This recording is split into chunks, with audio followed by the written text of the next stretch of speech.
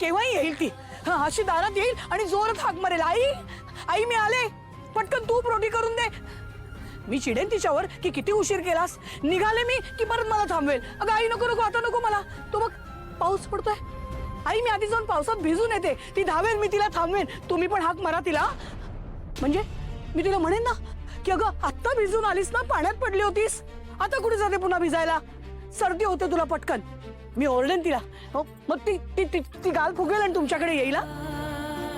पण तुमच्याकडे आली तरी तुम्ही परवानगी द्यायची नाहीये, तुम्हाला माहिती आहे ना. पाण्यात जरा भिजली की तिला सर्दी होते आणि मग रात्रभर तापाने फणफणते. मग तुम्हालाच बसावं लागतं तिच्या उशाशी रात्रभर. तेव्हा ती आली तुमच्याकडे परवानगी मागायला की तुम्ही लगेच म्हणायचं नाही जानू, अजिबात पावसात भिजायचं नाही, आईचं ऐकायचं. ती कसली ऐकते म्हणा.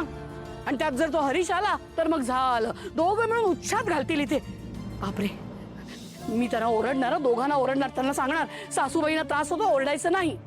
आणि तुम्ही त्यांची बाजू घेऊ नका आणि मला म्हणू नका राहू दे लक्ष्मी, अगं करू दे त्यांना काय मस्ती करायची ती. अहो सासूबाई चिडतील मग पुन्हा. आणि मी तिला ओरडेन, मी तिला सांगेन अजिबात अजिबात असं काही करायचं नाहीये. जाईल मग खोलीत बसेल, माझ्याशी दिवसभर बोलणार नाही ती, पण तिच्या आवडीचं काहीतरी करेल. पावभाजीच करेन तिच्या आवडीची, हो की नाही. मग पावभाजी खाईल तरी पण बोलणार नाही माझ्याशी, झोपून जाईल तशीच. मग मीच रात्री जाईन तिच्या उशाशी, केसात हात फिरवेन आणि तिची माफी मागेन. अहो काय पहाटेपर्यंत सगळं विसरून जाईल. तुम्ही असे काय बघताय माझ्याकडे. ती येणार आहे, इतक्यात येईल ती. आता मला त्रास देण्यासाठी तुम्ही हे सगळं करताय ना, पण मला फरक पडत नाही. मी जे हिला सांगितलं तेच तुम्हाला सांगते. आपली जानू केव्हा येईल. अहो येईल तिकडे दारात आणि म्हणेल, अहो ती म्हणेल, आपली जानू कधी येणार नाहीये. अगं बघापासून सांगतोय, तुला कळत नाहीये का.